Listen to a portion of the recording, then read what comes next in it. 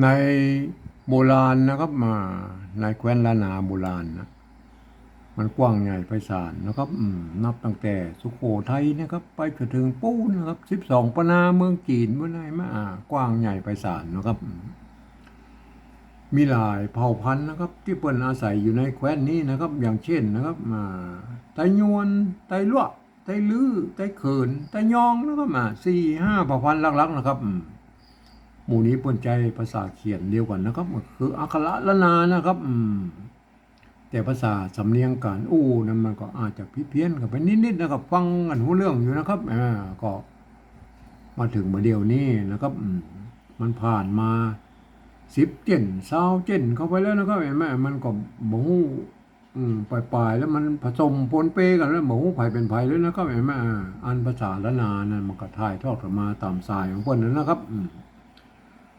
พอถึงมาบัดเดียวเนี่ยอันเฮามาหันบางกรรมนะว่าส่วนใหญ่แล้วมันก็เขียนเหมือนกันนะครับแต่บางกรรมมันก็เขียนผิดเพี้ยนกันไปนะครับอัน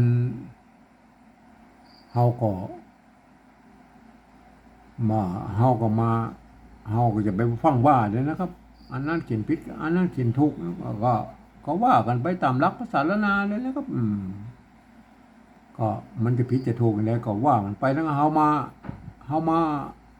วันนี้มันจะถึงคำว่าจำเริญนะครับหรือจำเริญนะครับก็สุดแล้วแต่นะครับท่านจะเขียนยังไงก็สุดแล้วแต่นะครับมันก็เป็นภาษาละนาแล้วนั่นก็เอาจำเริญนะครับเฮามาวันนี้เฮามาก่อยเลยนะครับจำเริญนี่มันไม่ใช่บาลีนะครับมันก็จะมาจากภาษาอื่นๆพวกนะครับจากเขมรจากอย่างหมูมาจากใดนะครับมันก็จำเริญนะครับจำเริญนะครับจำเริญนะครับจำได้ยินเสียงจำหรือจำมันก็ต้องใช้ตัวจะเหมือนกันนะครับอันจะจำเสียงจัตวาหรือจำเสียงเอกมันก็ใช้ตัวจะแล้วครับจำนั่นก็จำเฮาสะกดเขียนไปเลยนะครับเห็นไหมสะกดเลยนะสะกดเขียนไปเลยนะจำเห็นไหมจำเลินนะครับไม้เก๋อนะครับไม่เหลือไม่เก๋อเหลือเหลือก็สะกดด้วยตัวญะนะครับญะเลินนะครับเนี่ยเห็นไหมคนบอกว่าไม่เก๋อเนี่ยมันสะกดด้วยตัวญะมันเลินแล้วก็เอาตัวทัดตัวกันย่อนไปเหียแล้วก็ออกมาเป็นใส่เอาญะมาไว้ยะนะครับเอายะมาไว้ทั้งรูปนี่ก็เป็นหางยะอย่างนี้ไหมอะไรไหมจำเลินนะอ่านว่าจำเลินนะไหมอันในบาลีเปิ้นมันมีไม่กำนะครับมันมีไม่เก๋อนะครับเปิ้นมีแค่8 ตัวแล้วอันนะฮะอีอูเอโอนะครับในเปิ้นก็จะมีแต่อันนะอันตัวที่สองนะครับอันตัวที่สองมันมาจำเลินมันออกเป็นจำเลินนะครับจำเลินนะครับอันจำเลินก็ใส่ไม่ย่อลงไปนะครับใส่ไม่ย่อลงไปนะครับใส่ไม่ย่อลงไปใส่ไม่ย่อลงไปก็นี่แม่ตัวจำเนี่ยอันมันบ่ใส่ไม่ย่อมันมันจำแล้วก็ใส่ไม่ย่ออันว่าจำนะบางที่พวกก็เขียนว่าจำเลินนะครับบางที่พวกก็จำเลินนะครับแม่มันก็สุดแล้วแต่นะครับสุดแล้วแต่บางที่มันเขียนบ่เหมือนกันนะครับมันสำเนียงมันจะผิดเพี้ยนกันไปนิดๆมันก็ว่าบางที่พวกก็เขียนไปตามสำเนียงของเพิ่นจำเลินนะครับเลินนะครับเลินตัวนี้เพิ่นบ่เอาหางหญ้าแล้วเพิ่นเอาตัวหน้ามาสะกดนะครับเอาง่ายๆเลยนะครับแม่อย่างนี้ก็มีนะฮะเป็นหางหน้าเห็นไหมมันจะจำเลินหรือจำเลินมันก็อันเดียวกันนั่นนะครับมันก็คือจำเลินนั่นก็จำเลินนั่นแหละอันเดียวกันนะคือป่อมหาจำเลินนั่นนะครับก็คืออันนะครับก็ไม่ยากนะครับเห็นไหมในภาษาละนายเห็นไหมอันมันจะยากตอนที่ว่าเราไปขยายความคนอื่นได้หู้ได้หานตัวนะครับอันนี้มันยากตัวนี้นะครับเพราะว่าภาษาละนาของเราเป็นภาษาที่มันตายไปแล้วนะครับมันไม่ได้ใช้ในต่างราชการมาเมินแล้วนะครับเราจะต้องใช้ภาษาอื่นๆนะครับมาเทียบเคียงเพื่อเป็นภาษาละนาของเราเนี่ยนะครับภาษาที่มันใกล้เคียงภาษาละนาที่สุดก็คือภาษาไทยนะครับภาษาไทยมันเกิดมาจากพ่อขุนรามคำแหงที่เดียวกันนะครับ ผมเองเนี่ยผมได้ใช้หลักการของสภาวัฒนธรรมมหาวิทยาลัยเชียงใหม่นะครับเปิ้นตกลงกันไว้เมื่อปลายปี28นะครับเปิ้นตกลงกันไว้ว่าอย่างนี้นะครับการที่จะเอาภาษาไทยน่ะมาสะกดเขียนเป็นภาษาละนานหรือเปิ้นห้องว่าปริวัตินั่นนะครับกระทำได้อยู่3 แบบหรือ3 รูปแบบนะครับแบบที่1นะเปิ้นจะเอาไว้เขียนนะครับบันทึกเอกสารสำคัญหรือลักษิลาจารึกนะครับในโบราณนะครับเปิ้นจะเอาภาษาไทยมาเทียบเอาทุกอักษรทุกไม้ทุกเครื่องหมายนะครับ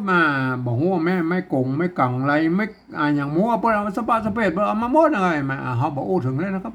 เพราะมันยุ่งยากครับเฮาเอาแบบที่2ก็พอนะครับแบบที่2นั้นหลักการมันมีอยู่ว่านะครับเพื่อเอา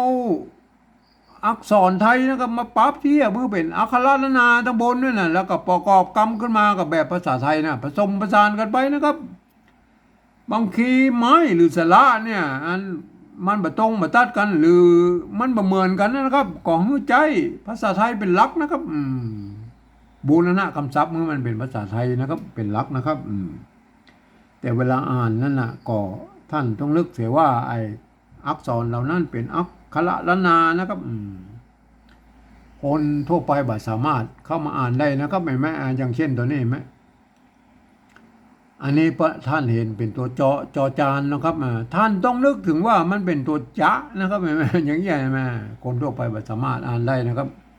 เพราะฉะนั้นคนทั่วไปจะต้องไปอ่านในแบบที่3ปุ๊บนะครับมันเดี๋ยวก็อู้กันคำนะเอามาเทียบแบบที่2กันเลยนะครับตัวจะนะครับเอาตัวจอจานมาเทียบนี่ไม่กำนะครับไม่อันนี้ไม่กำนะครับไม่กำกับสระอัมนะไงแม่ตรงกับไทยเลยแม่ไม่เก๋นะครับไม่เก๋สระเอตัวละนะครับตัวรอเรือนะไม่กี้นะครับไม่กี้นะครับไม่กี้ตัวยะนะครับตัวยะเอายอหญิงนะเห็นไหมได้อะไรไหมจำเลินนะครับไม่ใช่จำเลินนะครับถ้าไทยมันอ่านจำนะครับอันจำมันเสียงสามัญนะครับอันภาษาละนาบนออกเสียงอันจัตวานะครับตัวจะเนี่ยจำนะครับจำเลินนะครับจำเลินนั่นไงอันตัวที่2แล้วครับอันตัวจะนะครับมาเทียบเป็นตัวจจานเนี่ยอันมีไม่เยอะนะครับมีไม่เยอะนะครับมีไม่เยอะเนี่ยไม่กำนะครับไม่กำกับสระอัมนะอ่านว่าจำเห็นไหมเสียงเอกแล้วเห็นไหมเสียงเอกนะอันนี้เสียงเอกจำนะครับก็มันก็ตรงกันนะครับตรงกับภาษาละนานะก็จำนะครับจำเลินนะครับเลินอันนี้เพิ่นเอาตัวนอหนูนะครับมาสะกดได้อะไรไหมอันนี้จำเลินนะครับอันนี้จำเลินนะมันจะจำเลินหรือจำเลินมันก็อันเดียวกันนะครับเห็นไหมก็เนี่ยคนทั่วไปไม่สามารถเข้ามาอ่านได้นะมันจะผิดเพี้ยนสำเนียงนะครับคนทั่วไปจะต้องไปอ่านในแบบที่3บุญนะครับแบบที่3นะบนบอกว่าหลักการบนมีว่านะครับมือฟังเอาเสียงภาษาละนาตำบลบนอ่านว่ามาอย่างไรนะครับก็เอาภาษาไทยเขียนไปจะนั้นนะครับก็เขาบอกพ่อยก็ได้นะเขาบอกเอาภาษาไทยเขียนไปแล้วนะจำเลินนะครับจำมันจะต้องใช้ตัวจอจานนะครับจำจำอันนี้จำหรือยังอันนี้อ่านว่าจำนะเสียงจัดเสียงสามัญนะก็จำนะแม่มันจำเนี่ยต้องใส่ไม่จัตวาบ่นะครับใส่ไม่จัตวาบ่นะครับอย่างเงี้ยจำจำหรือยังจำจำอ่านตัวจอนี่เป็นภาษาอ่านอักษรกลางในภาษาไทยนะครับกจดตบปนะครับเห็นไหมป้นผ่านในกูเสียงนะจำเลินนะจำเลินเลินภาษาไทยพวกเขาเขียนอย่างนี้นะเห็นไหมเลินได้เลยไหมจำเลินจำเลินได้นะตัวแรกนะอันตัวที่2แล้วจำเลินจำเสียงเอกนะครับเสียงเอกกับใส่ไม่เอกนะครับใส่ไม่เอกนะครับอันนี้จำเลินเขียนแบบภาษาไทยเลยนะครับเลินภาษาไทยบนใช้ยอหญิงสะกดนะครับจำเลินนะมั้ย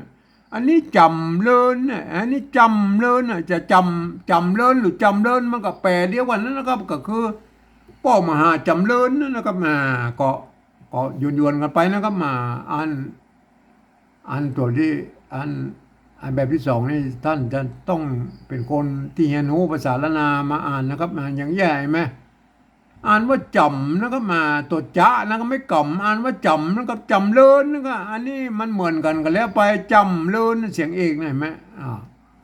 ก็คนทั่วไปบ่สามารถเข้ามาอ่านได้นะครับเอาไว้ให้คนที่เพิ่นเรียนรู้ภาษาละนามาอ่านนะครับ